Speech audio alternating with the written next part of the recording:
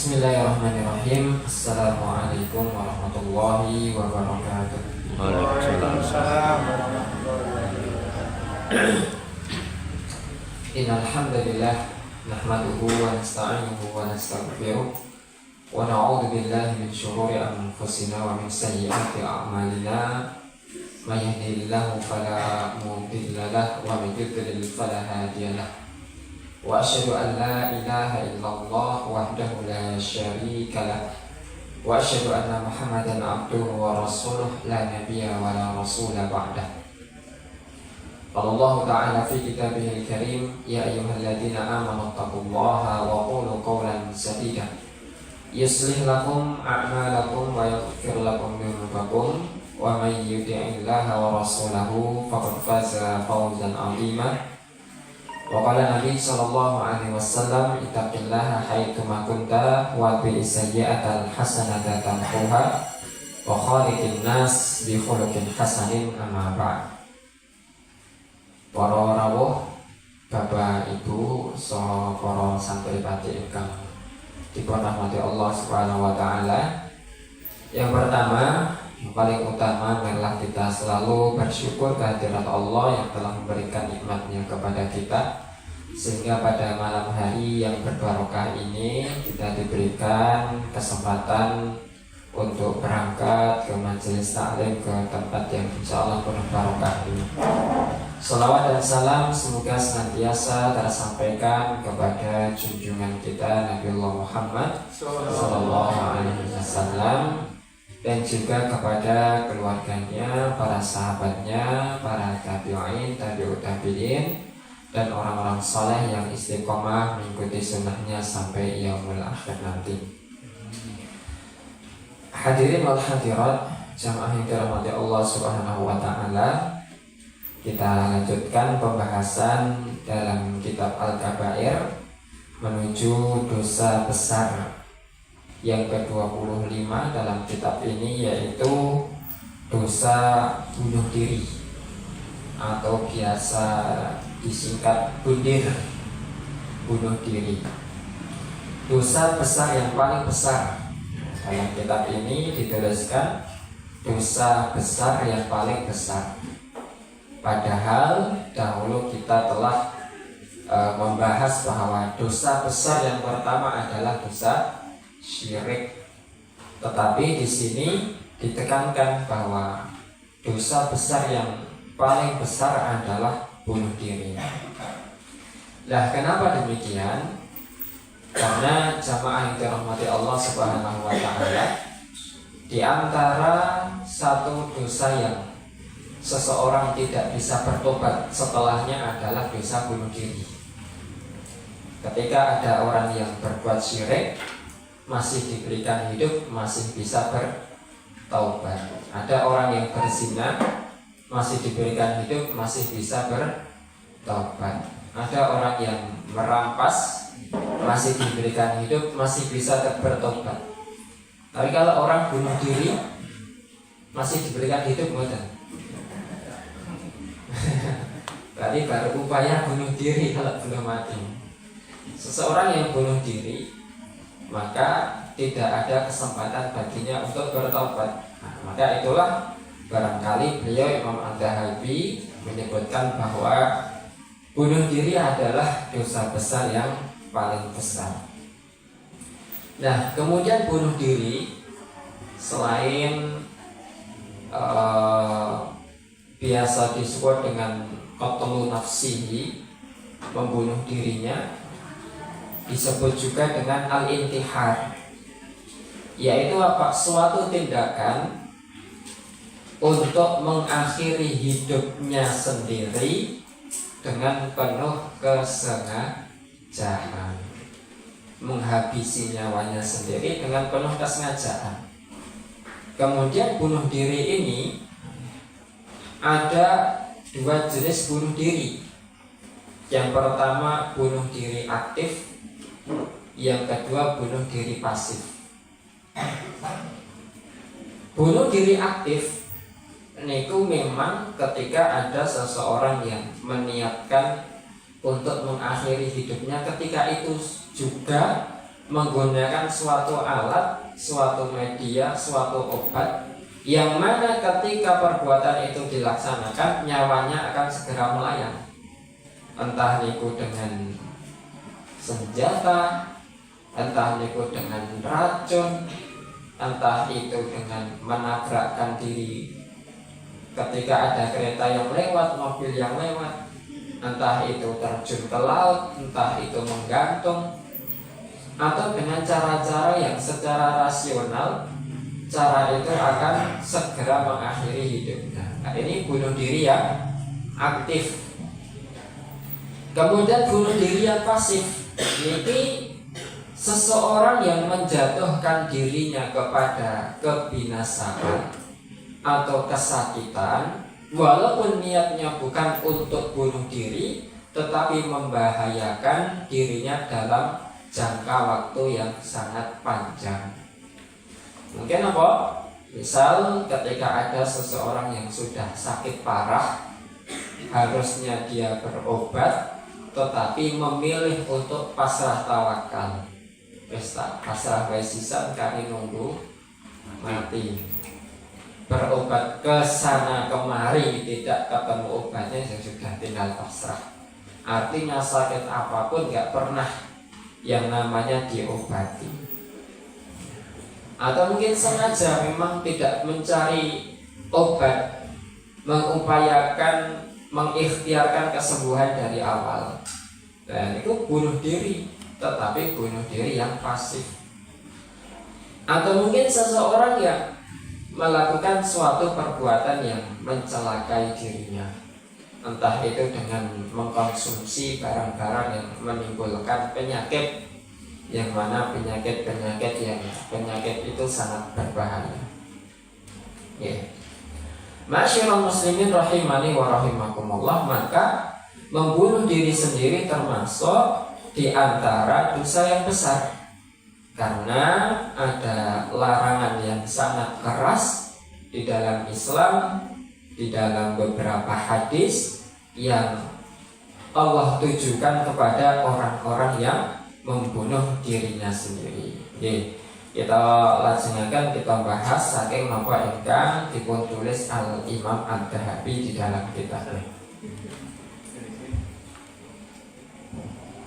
Yang pertama, qala al-musannif rahimahullahu ta'ala wa nafa'allahu bi ulumi fi kitabihi wa naqala min ayatihil karim. Beliau menukil beberapa ayat dari Al-Quran. Yang pertama, Al-Quran surat An-Nisa ayat 29 ayat dan seterusnya. Ayat 29, Allah berfirman, wala taqtulu anfusakum innallaha kana bikum rahima. Janganlah kalian membunuh diri kalian sendiri. Janganlah kalian menghabisi nyawa kalian sendiri. Innallaha, karena sesungguhnya Allah itu bikum, terhadap kalian, rahiman, maha penyayang. Rahman, maha pengasih, rahim, maha penyayang. Allah menyebutkan di dalam ayat ini bahwa Allah adalah maha penyayang, karena orang-orang yang membunuh dirinya sendiri rata-rata merasa frustasi setelah hidupnya menghadapi banyak masalah. Dan ternyata bunuh diri ini bukan hanya kepada orang-orang yang secara keilmuan awam dari ilmu-ilmu agama Bapak Ibu. Bahkan beberapa bulan yang lalu kita menemukan ada berita yang sampai kepada kita, ada seseorang yang dalam pandangan kita era mungkin beliau bunuh diri, tetapi ternyata itu yang terjadi. Beliau orang berpendidikan, beliau menjadi seorang pendidik, punya jabatan, dari segi ekonomi juga mapan, mumpuni, dari segi pendidikan juga sudah tinggi, dari segi keluarga juga tidak pernah menyampaikan ada masalah. Tetapi ternyata Allah Subhanahu wa ta'ala mentakdirkan beliau wafat dalam kondisi yang menurut kita mungkin ada sisi yang kurang baik, yaitu dengan cara ini tadi. Nah, tetapi rata-rata tetap merasa bunuh diri, melakukan praktek bunuh diri ketika sudah frustasi bahwa kesusahan yang selama ini dirasakan seolah tidak ada jalan keluarnya, atau merasa hidup di dunia tidak ada yang mengasihi, tidak ada yang menyayangi. Makanya Allah menyebutkan innallaha kana bikum rahim. Sesungguhnya Allah kepada kalian itu sangat penyayang. Nah, masyarakat muslimin rahimani wa rahimakumullah. Sehingga di dalam ayat ini Allah ingin menekankan sebesar apapun masalah yang dialami oleh seorang mukmin, Allah tidak akan mungkin meninggalkan orang yang beriman. Apalagi orang-orang yang beriman tersebut bisa bertawakal. Maka Allah menyampaikan wa 'alallahi falyatawakkalul mu'minun atau falyatawakkalul mutawakkilun. Dan hanya kepada Allah lah hendaklah orang-orang yang beriman itu bertawakal. Ya, walaupun kemudian seseorang bunuh diri ini kadang bukan karena saking beratnya masalah yang dirasakan, tetapi bisa jadi karena ada sedikit masalah, tetapi karena berada pada lingkungan yang mana dalam lingkungan tersebut merupakan hal yang biasa seseorang untuk bunuh diri, sehingga ada masalah dikit pelariannya adalah menghabisi nyawanya sendiri. Kalau misalkan kita mau lihat di antara negara yang banyak kasus bunuh dirinya adalah negara Jepang. Pun tingkat angka kelahiran sedikit, angka bunuh diri tinggi. Makanya Jepang beberapa dekade ini, karena bahkan di sana ada beberapa omah-omahnya itu ngantos mboten sing nggoni. Ada rumah kosong, tanah nganggur. Kalau mau ke sana diberi harga yang murah supaya rumah-rumah tadi bisa terpakai. Nah, akhirnya membludaklah imigran-imigran dari luar negeri. Nah, ternyata imigran dari luar negeri tadi tidak semua memiliki tingkat SDM sebagaimana warga Jepang. Bila sampai wonten penjambretan, ternyata pelakunya dari Indonesia. Ada yang mendirikan perguruan silat, asalnya dari Indonesia. Perguruan silat di sekitar rel kereta, di bawah jembatan, sampai mengibarkan bendera di negara Jepang. Nah, kemudian ada beberapa selain di Indonesia ternyata sama. Ada beberapa masyarakat dari luar negeri yang datang ke sana membuat onar, sehingga sekarang beberapa warga mulai merasakan menolak adanya migrasi dari luar negeri untuk masuk ke negara Jepang. Ya, karena protes ketambahan penduduk, ternyata SDM-nya SDM rendah. Sampai ada yang berorasi, kembalikan negara kami. Menolak imigrasi dari luar, ya entah maksudnya dari luar Jepang, itu yang kurang bagus. Masyaallah muslimin rahimani wa rahimakumullah. Kita lanjutkan. Wa may yaf'al dzalika udwana wa dhulman fasawfa nuslihi nar. Wa may yaf'al dzalika, barang siapa yang melakukan perbuatan itu udwanan wa dhulman, karena permusuhan dan karena kezaliman, maka kami akan masukkan mereka ke neraka. Lah dalam ayat tadi, walaupun Allah menyampaikan taqtulu anfusakum, janganlah kalian membunuh diri-diri kalian, tetapi ayat ini juga difahami larangan untuk membunuh sesama muslim. Sesama muslim niku haram untuk dibunuh, harus melindungi satu dengan yang lain. Makanya barang siapa yang membunuh muslim yang lain karena permusuhan atau karena kezaliman, maka akan Allah masukkan ke neraka. Jadi di ayat yang Allah menyebutkan bunuh diri juga digunakan untuk membunuh sesama muslim. Begitu juga sebaliknya, pada ayat yang membunuh orang lain, larangan membunuh orang lain, juga difahami larangan juga untuk membunuh dirinya sendiri. Nah, di dalam Al-Quran surat Al-Furqan ayat 68 Allah berfirman, "Walladzina la yad'una ma'allahi ilahan akhar." Dan orang-orang yang tidak berdoa, tidak memohon kepada selain Allah Subhanahu wa ta'ala, dan mereka tidak membunuh jiwa yang Allah haramkan kecuali dengan cara yang hak, wala yaznun, dan mereka juga tidak berzina.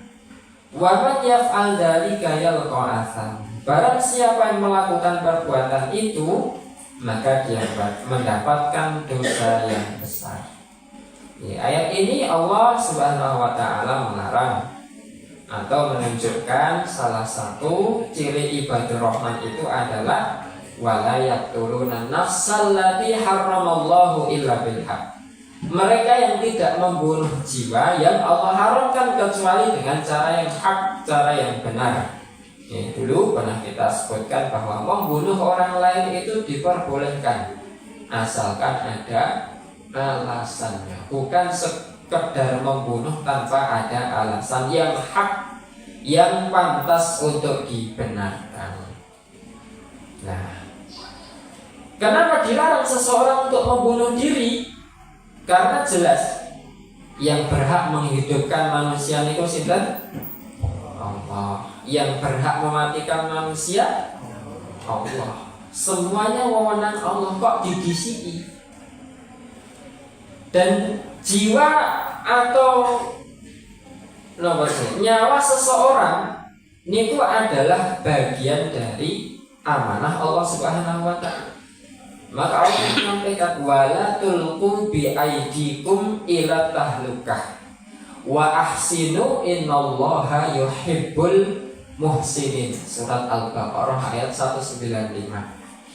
Wala tulqu bi aydikum ila tahlukah. Janganlah kalian menjatuhkan tangan-tangan kalian, menjatuhkan diri kalian ila tahlukah, kepada sesuatu yang membinasakan. Wa ahsinu, dan berihsanlah kalian, innallaha yuhibbul muhsinin, karena Allah mencintai orang-orang yang berbuat ihsan. Ihsan itu apa? Ihsan itu berbuat baik. Berbuat baik itu dalam satu hadis Nabi menyebutkan innallaha katabal ihsan ala kulli syai'in. Allah telah mewajibkan kepada kita untuk ihsan kepada semua hal.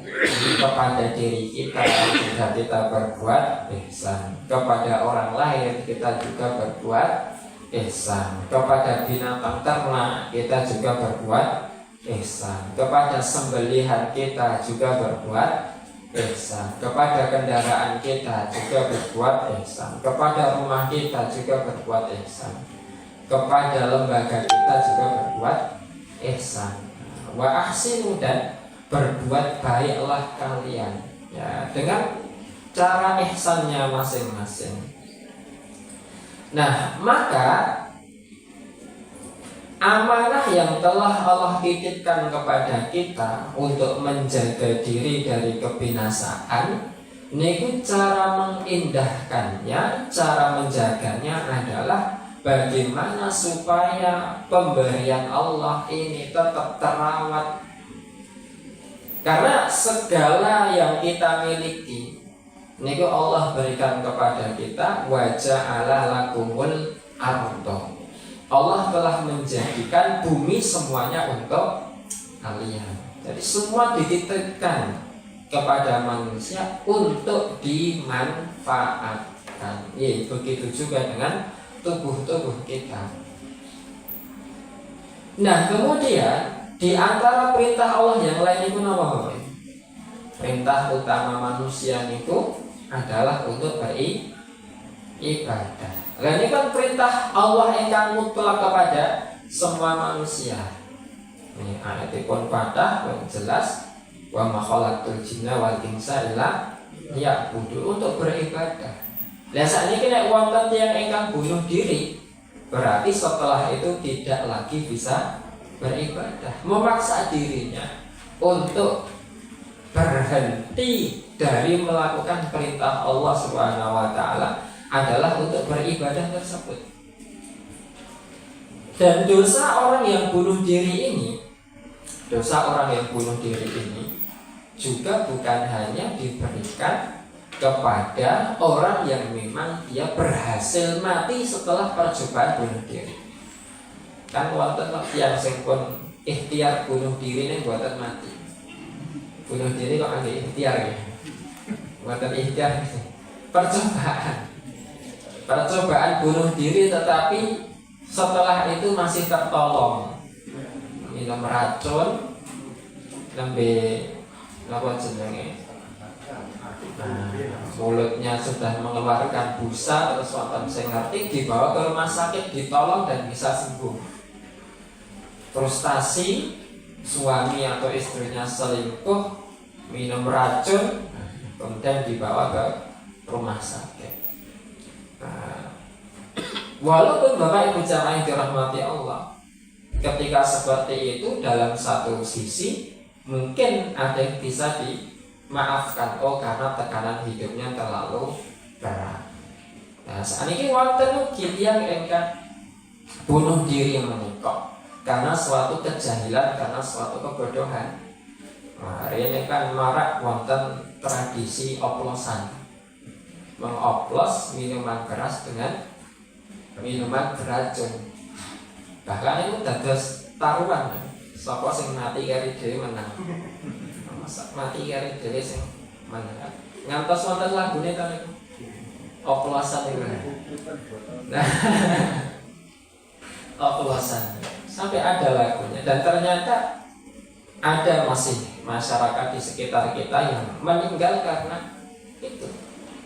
Berkumpul beberapa orang, ada minum-minuman keras dicampur dengan cairan beracun, kemudian diminum, siapa yang meninggal terakhir menjadi suatu perlombaan. Naudzubillah, ini sudah bunuh diri, minum minuman keras, pun mungkin meninggal dalam suul khatimah, waliyadzubillah, naudzubillah min dzalik.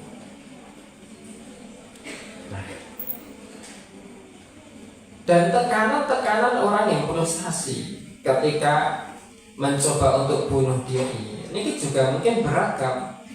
Ada orang-orang yang bunuh diri karena tekanan hidup dari sesuatu yang wajib atau sesuatu yang mubah.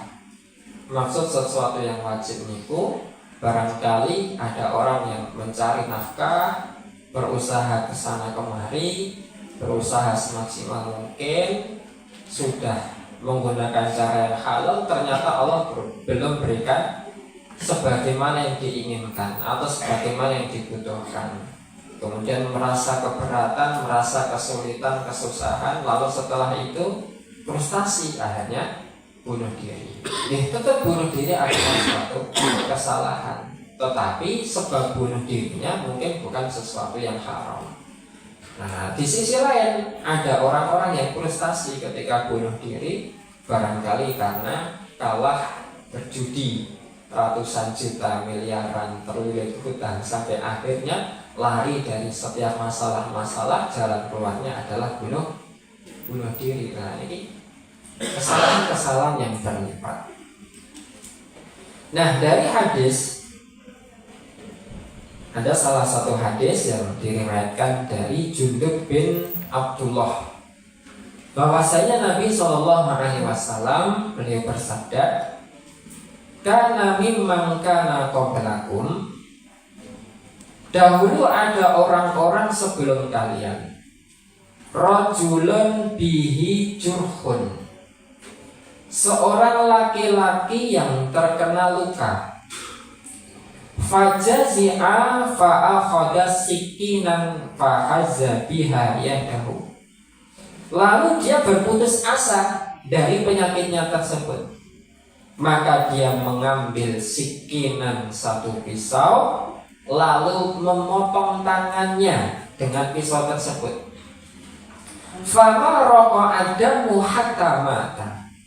Maka darah yang mengalir dari tangan yang terputus tersebut mengalir terus sampai orang tadi wafat.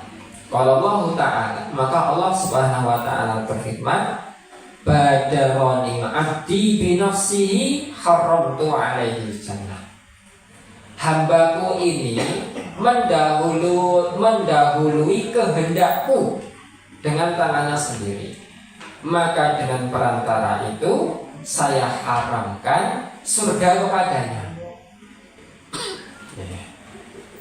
Masyaallah muslimin rahimani wa rahimakumullah. Seseorang yang frustasi karena sakitnya, memotong tangannya sendiri, darahnya keluar, mengucur tidak berhenti sampai akhirnya dia meninggal, berarti sengaja untuk bunuh diri. Kata Allah, "Badaroni abdi binafsihi haramtu alaihi jannah." Ya sudah, sekalian saya haramkan baginya ke surga. Walaupun belum tentu seseorang yang bunuh diri tadi tidak bisa masuk ke surganya Allah, karena ada riwayat yang lain. Ini Rasulullah SAW pernah hijrah dengan dua sahabat. Beliau hijrah dengan dua sahabat. Kemudian salah satu sahabat Nabi ini, beliau frustasi dengan sakitnya. Hijrah dari Mekah menuju Madinah, mungkin mengalami iklim yang berbeda. Di Mekah seperti apa, di Madinah seperti apa. Terus buatan kuat, karena tidak kuat berada di Madinah, akhirnya memaksakan diri untuk membunuh dirinya. Tangannya diputus, kemudian sampai dia wafat. Lah, setelah diurus, setelah kemudian dikuburkan, sahabat yang satunya tadi pada suatu malam tertidur. Di dalam tidurnya ada satu mimpi, di mana sahabatnya yang tadi bunuh diri datang dengan wajah yang cerah, dengan pakaian yang bersih, dengan penampilan ahli surga. Ning tangannya boten-boten. Jadi masuk ke surga kecuali tangannya. Nah, terus dibentang mati. Tapi ini dalam mimpi, dalam ditanya, "Wahai saudaraku, kenapa engkau tidak memiliki tangan? Dan kenapa wajahmu cerah sekali?"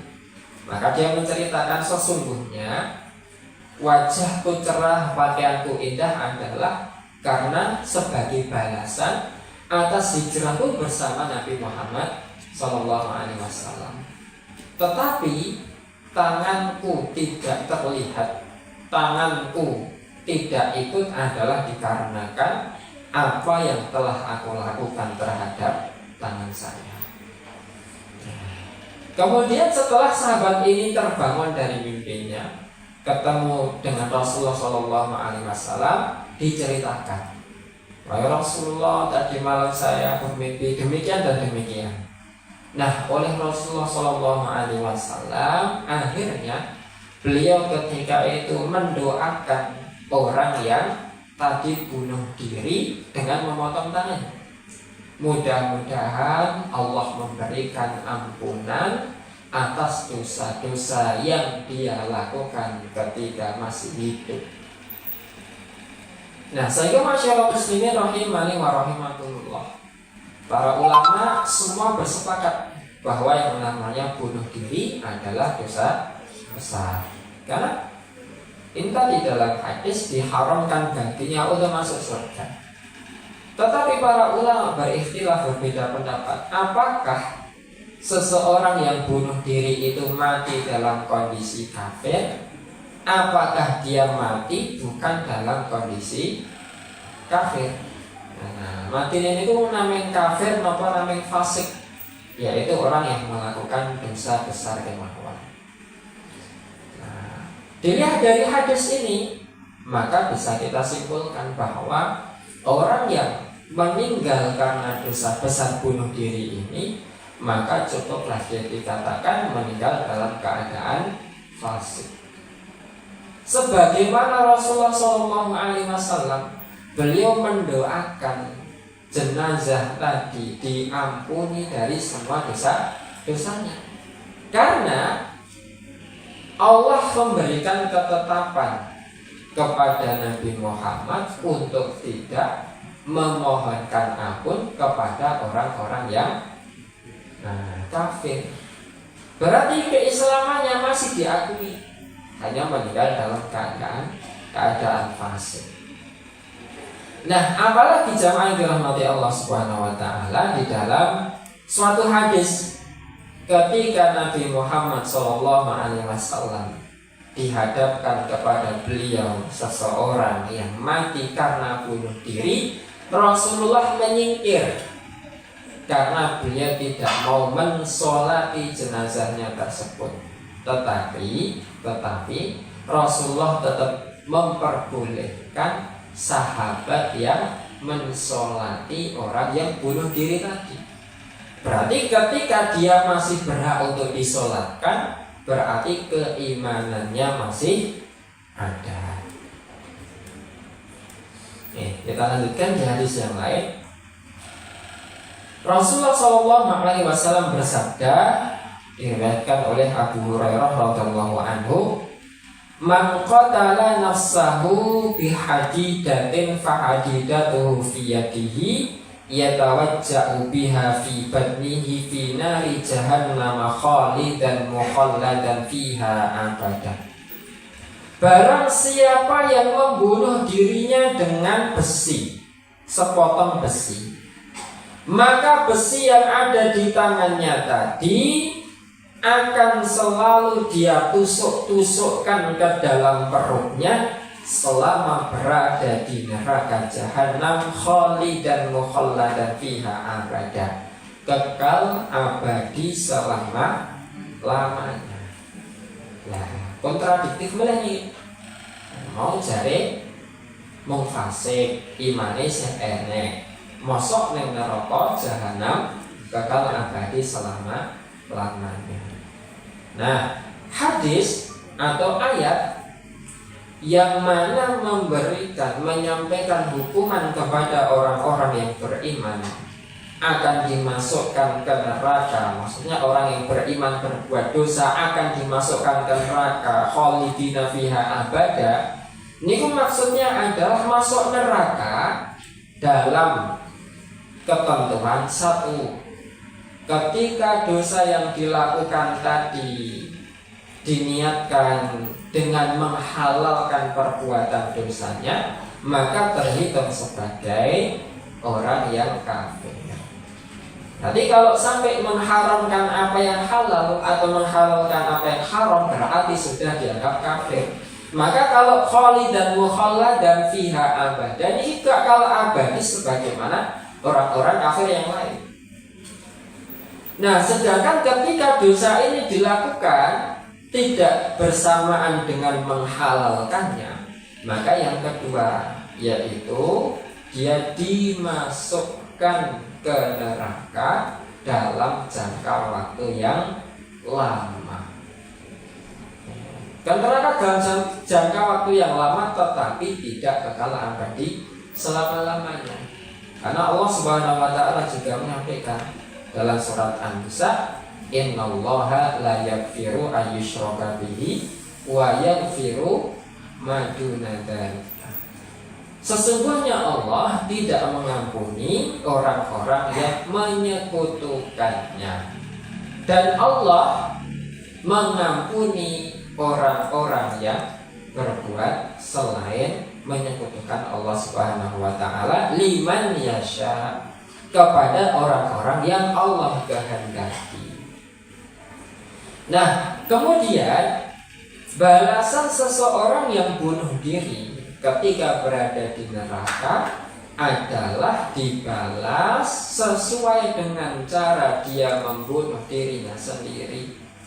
Barang siapa yang membunuh dirinya dengan cara menusukkan besi ke dalam perut, maka di neraka jahanam akan disiksa dengan cara menusukkan senjata, menusukkan besi ke dalam perutnya ketika berada di neraka jahanam. Diulang-ulang terus, ditusukkan sekali kesakitan, ditusuk lagi, ngotot terus sampai dia dientaskan dari api neraka. Begitu juga dengan orang yang membunuh dirinya dengan cara-cara yang lain. Wa man qatala nafsahu bisummin fasumuhu yatahassahu fi nari jahannam khalidan mukhalladan fiha abada. Dan barang siapa yang membunuh dirinya dengan racun, maka racun yang dia minum akan dia minum terus-menerus di neraka jahanam, khalidan mukhalladan fiha abada, kekal abadi selama-lamanya.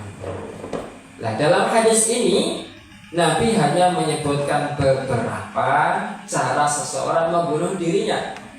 Nah, maka di dalam hadis yang lain itu ada hadis yang lebih panjang, disebutkan orang yang menjatuhkan dirinya dari gedung, orang yang membunuh dirinya dengan pisau, orang yang membunuh dirinya dengan racun, dan juga dengan cara-cara yang lain. Maka anggapnya ini kok sama sebagaimana tata cara dia membunuh dirinya sendiri. Ini kan seperti perbuatan-perbuatan dosa yang lain. Yang kan kita bahas materi.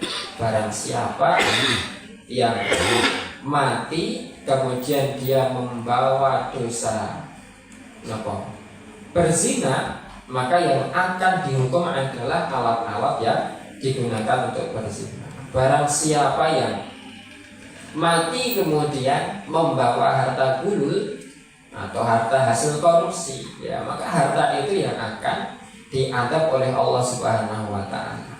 Barang siapa yang pelit, tidak mau mengeluarkan zakat, ya, maka yang dihukum itu ya apa yang berperan di dalam meninggalkan harta zakat tersebut. Begitu juga dengan kemaksiatan yang lain. Dengan cara apa seseorang bermaksiat, maka pada bagian tubuh yang itulah yang akan Allah Subhanahu wa taala adab ketika nanti di hari kiamat. Nah, di hadis yang lain Nabi Muhammad menyampaikan, la'nul mu'mini kaqatlihi, melaknat seorang mukmin itu sama seperti membunuhnya. Ya, laknat itu apa? Laknat itu mengutuk, bukan hanya sekedar mencela, tetapi sampai mengutuk. Mengutuk seorang yang beriman.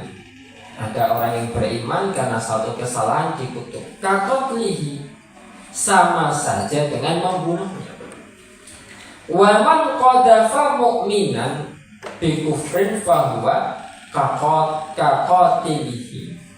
Barang siapa yang menuduh seseorang mukmin dengan kekafiran, maka sama saja dia membunuhnya.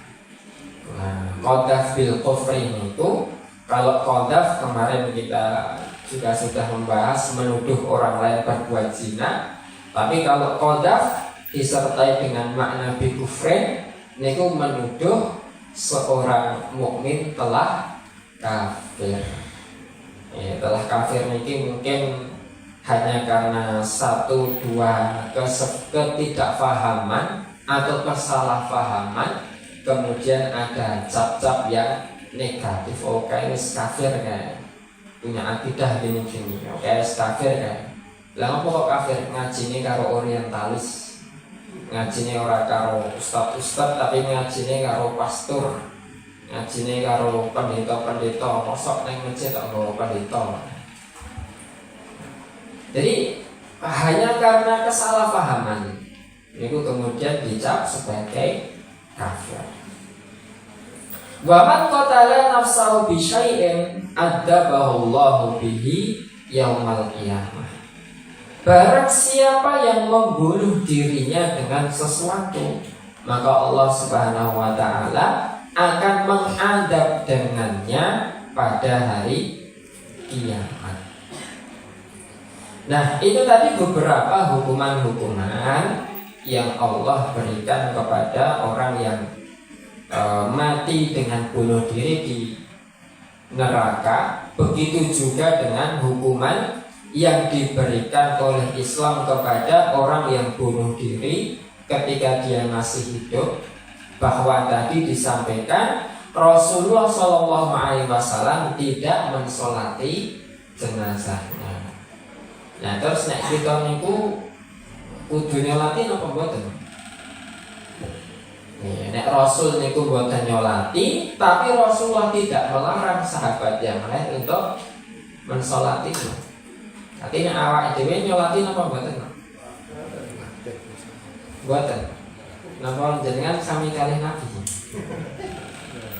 Nah, beda. Berarti apa? Berarti Nabi ketika itu sebagai Amirul Aqdam, beliau sebagai pemimpin yang paling tinggi, sebagai tokoh masyarakat yang diikuti oleh banyak orang. Sehingga ketika beliau menyolatkan, seolah-olah ada isyarat untuk membenarkan suatu perbuatan dosa yang besar tadi. Maka kemanfaatan yang didapatkan niku hanya untuk mengirim doa kepada jenazah, sedangkan madarat yang didatangkan adalah salah pahamnya mayoritas umat Islam. Maka Rasulullah meninggalkan jenazah orang yang mati bunuh diri itu, tetapi tidak mengharamkannya. Sehingga orang-orang yang mukmin yang lain yang ikut menyolati Rasulullah tidak melarang. Bila nek kadang kala lan panjenengan sami wonten tetangga kita niku ingkang bunuh diri, kita tetap boleh untuk mensolatkan. Nah, mungkin nek Pak Mardi ngaten gaten. Pak Mardi sebagai tokoh masyarakat. Karena apa? Nanti bisa jadi menjadi sinyal ini saking ketua Muhammadiyah wae nyolati berarti awake dhewe nyolati ya apa? Atau perbuatan itu perbuatan yang legal. Ya dosa ini mencik sadyapura. Ini sebagai apa? Akibat. Maka Rasulullah daripada mendatangkan masalah yang kecil dan mendatangkan madarat yang besar, maka beliau mengambil langkah darul mafasid muqaddamun ala jalbil masalih. Menghindarkan suatu kemadaratan lebih diutamakan daripada melakukan sesuatu hal yang bisa mendatangkan maslahat. Nah, faktor bunuh diri mungkin banyak. Seperti tadi ada orang yang depresi, ada orang yang terkena tekanan ekonomi, ada orang yang terkena kejiwaan, atau mungkin ada seseorang yang imannya lemah, atau mungkin mentalitasnya lemah. Seperti yang beberapa waktu lalu niku sempat ada yang bunuh diri, kepala sekolah niku ternyata setelah dilihat ke belakang memang memiliki mentalitas yang lemah. Jadi beberapa anggota keluarganya itu juga meninggal karena bunuh diri. Kemudian ketika beliau masih SMP juga ternyata pernah hendak berusaha untuk bunuh diri. Ya mungkin ketika itu masalahnya sudah sangat-sangat memuncak, sudah tidak bisa menahan diri. Dengan izin Allah Subhanahu wa taala meninggal dalam kondisi bunuh diri. Ya walaupun ada kesalahan yang dilakukan, tetapi mudah-mudahan tetap Allah berperilaku, Allah tetap menerapkan keadilannya kepada semua manusia, kepada semua hambanya. Artinya setiap kebaikan ibadah yang dilakukan tetap akan bernilai di sisi Allah, walaupun akan dikurangi sebab dosa yang sangat besar ini. Barangkali masyarakat muslimin jemaah yang dirahmati Allah Subhanahu wa taala, hanya itu yang bisa kita sampaikan.